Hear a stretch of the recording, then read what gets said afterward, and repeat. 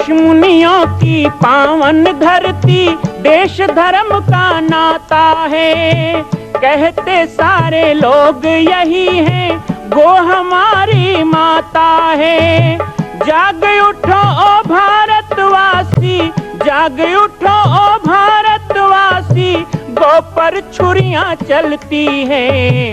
बंद करो गो माँ की हत्या, सारी जनता कहती है। बंद करो गो माँ की हत्या, सारी जनता कहती है।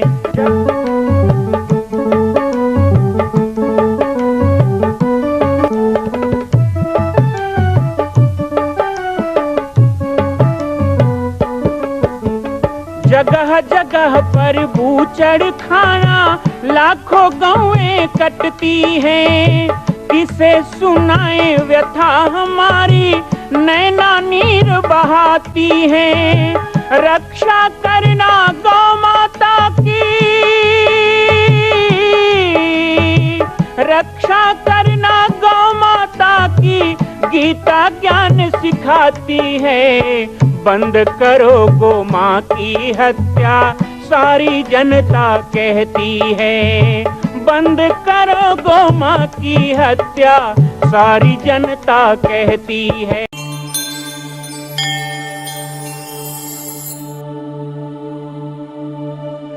तो इस तरह से यज्ञ जो है वो संपन्न हुआ।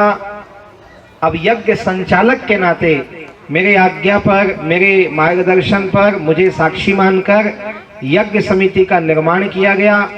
मुझे कहा गया अध्यक्ष जी के द्वारा कि यज्ञ समिति का आगे दायित्व क्या होगा, कार्य क्या होगा, इसके बारे में भी गुरुदेव मार्गदर्शन करेंगे।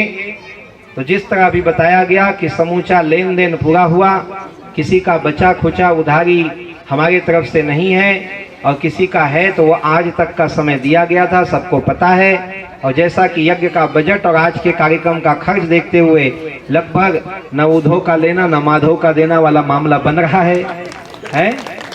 तो इतना बढ़िया बन रहा है। तो इसी अवसर पर यहाँ पर रामचरितमानस यज्ञ देवी अनुष्ठान समिति जो बनाया गया था, जिसके अध्यक्ष साधु राम कोठारी जी, कोषाध्यक्ष कृष्णा कुंभकार जी, सचिव जिन्हें हम परमानंद जी कहते हैं आसाराम जी, और ऐसे ही जितने भी महामंत्री, उपाध्यक्ष, स्वागताध्यक्ष, संरक्षक इत्यादि सदस्य बनाए गए थे, आज समाज के बीच में मां चंडी को साक्षी मानकर उस समिति को मैं विधिवत भंग करता हूं। आज से वह समिति समाप्त होती है। इस समिति के पदाधिकारियों की अब किसी प्रकार की जिम्मेदारी हमारी ओर से नहीं है। अब आप जिस जिस पद में हैं उसमें यथावत बने रहेंगे। और यज्ञ समिति जब पुनः अब जल्दी चाहेंगे भाई कि आप लोग एक समिति को तो भंग किया, लेकिन ये भी मां चंडी से चाहूंगा कि बहुत जल्दी एक यज्ञ समिति फिर बने और एक और यज्ञ का आयोजन हो। ये हमारी सद इच्छा है, आदेश नहीं है, ये सद इच्छा है। मन में अच्छी इच्छा रखना चाहिए। कौन कौन चाहते हैं कि फिर से यज्ञ हो जाएगा? हाथ उठा के, दोनों हाथ उठाना, ठीक है भाई उठा। तो सभी चाहते हैं कि यज्ञ होना चाहिए। सोच लो, अभी तो घर द्वार बेचागे, तुम्हारे बेचागे? कौन कौन कंगला हो गए? यज्ञ कराएं तो कंगला हो गए, खाए पिए नहीं बात भाई। जितना हुआ उतना ही तो दिए थे ना, कोई घाटा थोड़े हुआ, बल्कि इतना दे के इतना आनंद मिला जिसकी कोई गणना, जिसकी कोई तुलना नहीं है। इतना आनंद की वो आनंद अभी तक। तो इस तरह से यज्ञ का जो आनंद है, हम देते बहुत कम है, लेकिन भगवान हमें लौटाता बहुत है। और स्वार्थ की चीजें संसार देता है, संसार को स्वार्थ तो स्वार्थ देगा, लेकिन भगवान को आप स्वार्थ से भी पूजा करो तो वो निस्वार्थ भाव से कृपा की बरसात करता है। वो अहेतुकी कृपा करने वाले। ये भस्म आप लोगों को जो मिलेगा, तो ये भस्म के बारे में लोगों ने कहा क्या करना है बताना। तो मैंने कहा इसे अपने पूजा स्थान में रखो, मस्तक में तिलक लगाओ, थोड़ा सा इसको आप ले भी सकते हो। आदि व्याधि के समय भी इसका उपयोग करें, बच्चों को नजर गिट हो तो उस पर उपयोग करें। साथ ही साथ खेती का समय आए तो थोड़ा सा बीजोपचार में और अपने खेत में भी इसका उपयोग हल्का सा करें। ये आपके धन समृद्धि ऐसे ही बढ़ाएगा। एक सेठ जी और एक गरीब ब्राह्मण दोनों पड़ोसी थे। एक गरीब आदमी और एक सेठ। तो गरीब ब्राह्मण अपने पत्नी के तानों से परेशान था। वो बार बार ताना मारती, तुम्हारे साथ तो जीन दिन नरक हो गया, कोई सुख नहीं। देखो सेठ को देखो, कितना सेठानी को देखो, गहने से लदी रहती है, हमको पहली वाली में। परेशान हो गया ताने के मारे। तो पंडित सोचा अब तो मैं आत्महत्या ही कर लूंगा, वो ठीक रहेगा। पत्नी के ताने से परेशान होकर आत्महत्या करने हिमालय की ओर चला गया और चलते चलते थक के बेहोश होके हिमालय की चोटियों में गिर गया। जब आंख खुली तो क्या देखा, उसके भाग खुल गए। साक्षात भोले बाबा समाधि लगा के बैठे थे, धुआं जल रहा था। वो गरीब ब्राह्मण गया पास में, हाथ जोड़ के शिव को प्रणाम किया और दहाड़े मार के रोने लगा, धन्य मेरे भाग्य, आपके दर्शन हुए। भोले बाबा ने कहा कुछ इच्छा हो तो मांग लो। बोले कुछ नहीं चाहिए, आपके दर्शन मिल गए, और क्या चाहिए। लेकिन हाँ, पत्नी के ताने से परेशान होके मरने आया था, लेकिन अब मुझे जीवन मिल गया, अब मैं परेशान नहीं होऊंगा, मैं अच्छा जीवन जीऊंगा। तो भोले बाबा ने ऐसे एक चुटकी भभूति ऐसे उठा करके ऐसे दे दिया। बोले ये ले जाओ प्रसाद में। ब्राह्मण कुछ नहीं समझा, वो भभूति लाया, एक कागज में पुड़िया बांध के पूजा जगह में रख दिया। लेकिन ऐसी भोले बाबा की कृपा हुई कि धन धन भोलेनाथ, कौड़ी नहीं खजाने में, 3 लोग बस्ती को बसाए, आप बसे बीराने में। तीनों लोग की संपत्ति बरसने लगी। तो ब्राह्मण देवता का धन दिन दूना चौगुना बढ़ने लगा, अच्छे अच्छे जजमान आने लगे, उसकी वाणी में निखार आ गई, चेहरा चमकने लगा, ज्ञान टपकने लगा। भगवान की कथा तो ऐसे बोलने लगे जैसे सुखदेव हो। बड़े बड़े राजे महाराजे चेले बनने लगे, झोपड़ी के जगह महल बन गया। ब्राह्मणी तो सोना चांदी में लद गई। उसमें सुखी रहना, नहीं मिला तो उसमें दुखी नहीं रहना। जो मिला उसमें सुखी रहना, जो नहीं मिला उसमें दुखी नहीं रहना। यह है दैवी गुण, यह है मानवीय गुण। लेकिन सेठानी को तो होने लगा जलन। इसको गरीब फटेहाल ब्राह्मण की पत्नी को इतना गहना सोना चांदी, घर मकान, कोठी बंगला, कार मोटर रथ गाड़ी कहाँ से मिला। तो सेठ को उकसाने लगी, जाके पता लगाओ, जाके पता लगाओ। सेठ बोले मैं क्या पता लगाऊं। बोले मैं तो कई बार पता लगाने की कोशिश करती हूँ। तो वो महाराज जी कुछ बोलती ज नहीं है, तो क्या करें, कैसे पता लगाएं। एक दिन सेठ जी ने खाने पे बुलाया भोजन में ब्राह्मण ब्राह्मणी को, और बात बात में कह दिया, अरे मित्र, अरे ब्राह्मण देवता, आप बड़े गरीब थे, आपके तो दिन फिर गए। बोले तो भोले बाबा कृपा है। सेठ पकड़ लिया, कौन भोले बाबा। बोले कैलाश वाले। अच्छा क्या कृपा है। बोले भभूति दिए थे कैलाश में, मुंह से निकल गया, भभूति दिए थे, उसी को पूजा जगह में रखा तो सब हुआ। ब्राह्मण ब्राह्मणी भोजन करके चले गए, लेकिन सेठानी ने सेठ का जीना हराम कर दिया। तुम भी कैलाश जाओ। अरे तो सब तो है, इतना सारा पैसा कौड़ी, घर जायदाद, सोना चांदी, और लगे तो 10 तोला का गहना बनवा ले। बोले नहीं, हमको तो उससे ज्यादा चाहिए, उसका जितना है उससे ज्यादा चाहिए, आप तो कैलाश जाओ। बार बार बोलने में सेठ को भी गुस्सा आया, उठाया अपना लोटा धोती रस्सी कमंडल, चल पड़ा कैलाश। हम भी जाएंगे, भभूत लेके आएंगे। अब भोले बाबा भी बड़े कौतुकी हैं, बड़े विनोदी हैं, आनंद लेते हैं, भक्तों को भक्ति से दर्शन देते हैं, और रावण जैसे को उसके जैसा भी दर्शन देते हैं। कैलाश को उठाने दिया, बाद में दबा दिया। ऐसे तो भोले बाबा विनोदी हैं, कौतुकी हैं, आनंद लेते हैं। अब सेठ को थोड़े भोले बाबा मिलने वाले थे, भटक भटक के अंत में प्राण छूटने को आ गया। तो महादेव महादेव चिल्लाने लगा कैलाश में, और जब महादेव महादेव चिल्लाने लगा तो भोले बाबा उसको दिखाई देने लगे। आंख वाँख बंद करके कर्पूर गौरम करुणा अवतारम भोले बाबा बैठे हैं, धुना जल रही है। सेठ घसीटते घसीटते पहुंचा, अरे इन्हीं को तो ढूंढ रहा था। तो हाथ जोड़ के प्रार्थना करने लगा, हे आशुतोष महादेव भगवान शिव कृपालु और वरदानी, आंख खोलो, कृपा करो, राखर दो। ऐसी चिल्लाता था भोले बाबा, आंख खोलो, दया करो, कृपा करो, राखर दो। भोले बाबा कहाँ आंख खोलने वाले, और आंख बंद कर लिए।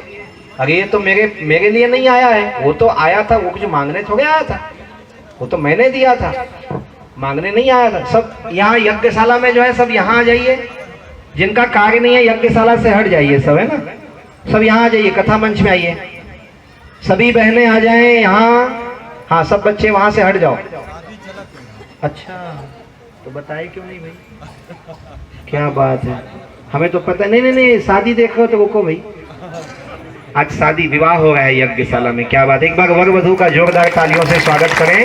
थोड़ी देर में मंच पे आएंगे, उनको आशीर्वाद देंगे। ठीक ठीक, मुझे लगा कि विभूति के लिए वहां पे, वही तो कथा बता रहा हूँ, कोई चुपचाप मत धर ले मोटरा के। तो प्रसाद में मिलेगा ना, ऐसे प्रसाद में मिलेगा तो वो विभूति है, लेकिन जबरदस्ती में क्या हो जाएगा? राखर। तो चूल्हा में निकलते नहीं राखर। अच्छा, गैस चूल्हा वाले हो गए, वो ज्वाला योजना हम सबको मिला होगा। अभी भी चूल्हा जला उनका भी चीज होता है भाई, इसलिए उसको सब सियान लोग नाम रखे, राख, फेंक झन राख। ये बहुत काम के, बर्तन ला मांज ले, पहले उहिल घोर दे, कपड़ा धो ले, राख नामे का राख। काबर एक दिन तो हो बे राख हो गए थी राख। हे भोले बाबा आँख खोलो। भोले बाबा समझ गए, स्वार्थी आदमी, लालची, लोभी। अब दर्शन तो दे दिया हूं तो क्या करें, तो आंख बंद करके भोले बाबा एकदम अंदर समाधि में चले गए। जाओ, उठना ही नहीं, लाग समाधि अखंड अपारा, शंकर सहज स्वरूप तुम्हारा। बैठ गए अनंत अनादि, जाओ खोलना नहीं 3 युग तक आंख। अब सेठ माथा पटक पटक के परेशान, कब आंख खोले तो राख मिले। आखिरी में भोले बाबा आंख नहीं खोले, सेठ परेशान हो गए। और जब परेशान हो गए तो वो देखे एक आखी का लमुंद के बैठे, राखर से काम है, आघुन धुना बरत, ऐसे पटकल जठईस, 2-4 पसर धरीस, बने खपखवले मढ़ईस, बांधी धरी चलीस रधर। सेठानी बोली, क्या हुआ? शंकर भगवान मिले? हाँ मिल गया, मरते मरते बचाऊं। तब भोले बाबा मिले, अरे वाह, तो भभूति लाए? बोले लाया ना। अरे ओ बामन तो इतना लाया था, मैं तो इतना लाया हूं देख। अब 5 किलो आखर पकड़ा दिए सेठानी को। सेठानी भारी खुश, एक मुठा गल्ला में डाल दी, एक मुठा कोठी में डाल दी, एक मुठा वहां डाल दी, एक मुठा तिजोरी में डाल दी, सब तरफ डाल दिया। चावल टिपा, दाल टिपा, राखे राख। अब रात को सो गए बढ़िया। सुबह उठे तो जहां जहां राख डाली थी एक एक मुठा ना, वो 10-10 किलो राख हो गया था। चावल में राखे राख, तिजोरी में राखे राख। दुकान के दरवाजा खोले, भग भग भग वहां राख निकले, जिधर जाए राख ही राख। 1 दिन, 2 दिन, 3 दिन, 5 दिन पूरा वो घर से निकले, लोग भगे का भूत निकले। सेठ सेठानी खुदे राखे राख, टुकना टुकना राख फेंके, पूरा बारी में राख, कोठार में राख। अरे कहां करें? बोले जहां जाओ राख ही राख। इतना राख कि राखना मुश्किल हो गया। तो भागे दौड़े गए, खाने पीने के सामान भी खत्म, सब में राख, पानी का हंडी में राख, हौला खोले तो राख, लोटल खपले उल्टा करे तो राख, थारी भरिया सब राखेगा। आखिर में सेठ जी कहे क्या करें? तो पंडित जी के पास जाके, आप इतना सा लाए थे तो इतना हो गया धन संपत्ति, और हम इतना लाए तो राख ही राख हो गया। पंडित जी बोले, भाई मुझे तो बाबा ने स्वयं उठा के दिया था, इसलिए वो विभूति प्रसाद था, और तुम लाए वो केवल राख था, चोरी से लाए थे ना। तो इसी तरह से हम आप सभी से कहें कि यज्ञ की जो विभूति है, वो विभूति प्रसाद को प्रसाद रूप में विश्वास पूर्वक यदि ग्रहण करते हो तो वो कौन है? तो सुकृत संभूतन विमल विभूति। भगवान शिव जिस विभूति को अपने शरीर में धारण करते हैं ना, ये वही विभूति बन गया है वेद मंत्रों से सिंचित होकर।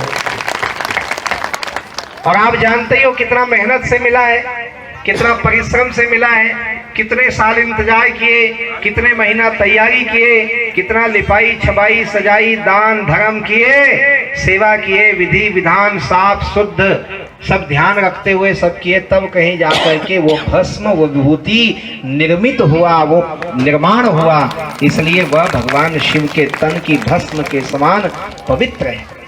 ऐसे पवित्रतम विभूति और भस्म को आज आप सभी को प्राप्त करना है। कुछ गांव के लोग आज नहीं आ पाए, वैसे सबको बुलाया गया था, लेकिन जितने गांव के आए उनको दिया जाएगा। जो गांव के नहीं आए हैं वहां भी सम्मान पूर्वक पहुंचाया जाएगा चंडी मंदिर समिति के द्वारा। और नहीं तो आप बता दीजिएगा, यहाँ रहेगा, आकर के प्रेम से ले जाएंगे। तो इस तरह विभूति प्रसाद का वितरण होगा। आगे के लिए मुझे कहते हैं कुछ बताएं, हम तो कई प्रकार की बातें सुनते रहते हैं। आगे आप लोग बताएंगे क्या क्या होने वाला है, आप लोग क्या क्या करने वाले हैं। हम तो चाहते हैं दिन दुना रात चौगुना यहाँ इस स्थान का विकास हो, इस मंदिर स्थान का विकास हो। ये तीर्थ तो बन ही गया है, तीर्थ के रूप में विख्यात हो। जो भी अमरकंटक जाएं वो माता चंडी के दरबार में आएं, इस रास्ते से जाने वाले यहाँ रुके बिना आगे ना जाएं। इस तरह से सुंदर निर्माण हो। तो वो तो यहाँ के सरपंच बताएंगे। सुन रहे थे यहाँ नया भवन भी बनने वाला है, और हमने तो ये कहा था कि बजरंगबली जहाँ से प्रभात फेरी निकलती है वहाँ एक बड़ा सुंदर मंदिर बनना चाहिए। तो प्रभात फेरी मंदिर समिति की जिम्मेदारी है, अगुआ आए, आगू बने वो। और हमारा पहला दान 11,000 रुपये हमने कहा था, वो दान हम आज दे करके जाएंगे मंदिर निर्माण में। आगे आप सब लोग भी उसमें श्रम दान देना, अर्थ दान देना। हमारे हनुमान जी का सुंदर सा मंदिर वहाँ बन जाना चाहिए जहाँ से प्रभात फेरी निकलती है। तो उसको भी जल्दी बनाने की बात आई है। ऐसे सब बहुत सी बातें हैं, तो वो सब चलता रहेगा। इस स्थान का विकास, यहाँ की सुंदरता भव्यता बनी रहेगी। और जब जब आप लोगों की इच्छा होगी, आज इसी गांव के होने के नाते मैं आप लोगों को ये वचन दूंगा कि जब भी आप लोग कोई वाले कहेंगे, कोई कुकदुग वाले कि फिर से चंडी माता मंदिर में यज्ञ करना है, मैं सारा काम छोड़ के आपकी सेवा में आ जाऊंगा। हम इस बार और ज़्यादा गांव जाएंगे, सबको जोड़ेंगे। और अब तो बहुत कुछ जान गए हैं लोग, पहले तो जाने नहीं थे ना। तो ऐसे बताता था, एक गांव में ऐसे ही बता रहा था कि 7 मंजिल के यज्ञशाला बनी। तो एक जन कहते अच्छा, तो महाराज मन कौन मंजिल में बैठी में, कि ऊपर वाले में। देखे नहीं, ऐसे समझे नहीं, जाने नहीं, तो कहते थे ऐसे कैसे होगा, वैसे कैसे होगा। तो ऐसे बताने समझने में थोड़ा अंतर हो जाता है, लेकिन अब वो अंतर नहीं है। अब सब जान गए हैं। अब तो सेवा किसको क्या करना है वो जान गए हैं। नहीं तो 2-3 दिन तो समझ ही नहीं आ रहा था कौन लिपेगा, कौन रंगोली बनाएगा, कौन क्या करेगा। लेकिन धीरे धीरे सब जान गए ना, ऐसे होना है, ऐसे करना है। अब यज्ञ के 1 महीना बाद भी, अभी तो आपका क्षेत्र का नवरात्रि आने वाला है, तब भी आपका ये परिसर ऐसे सुंदर छबे लिपे सजा रहेगा। इसमें गोबर लिपते रहना, रंगोली बनाते रहना। नवरात्रि में भी 9 दिन इसको सजाओगे ना अच्छे से। हाँ, वैसे तो रोज ही सजाना है, यहाँ तो रोज ही नवरात्रि है, रोज प्रभात फेरी आती है, तो रोज नवरात्रि है, रोज दिवाली है। तो ये सुंदर करते रहिए और इसको सजा धजा के रखिएगा। तो अभी यहाँ पर कुछ सम्मान भी होना है, तो ये कंबल वितरण वाला जो कार्य है,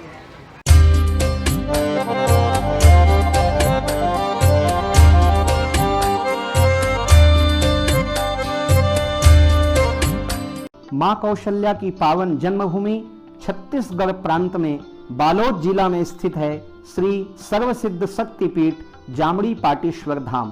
परम पूज्य सद्गुरुदेव राजयोगी बाबा जी की तपस्थली श्री पाटेश्वर धाम और विश्व के अद्वितीय मां कौशल्या जन्मभूमि मंदिर निर्माण का दर्शन करने और इसी प्रकार समसामयिक विषयों पर अपना ज्ञान वर्धन करने के लिए और 10,000 गायों के लिए बनने वाले श्री हनुमान नंदीशाला गो अभ्यारण्य का समाचार प्राप्त करने के लिए आप सभी देखते रहें YouTube चैनल पर राम बालक दास, और हमारे चैनल को आप सभी सब्सक्राइब करें, घंटी का बटन दबाएं ताकि आप सूचनाओं से जुड़े रह सकें। जय श्री राम, जय गौ माता, जय गोपाल।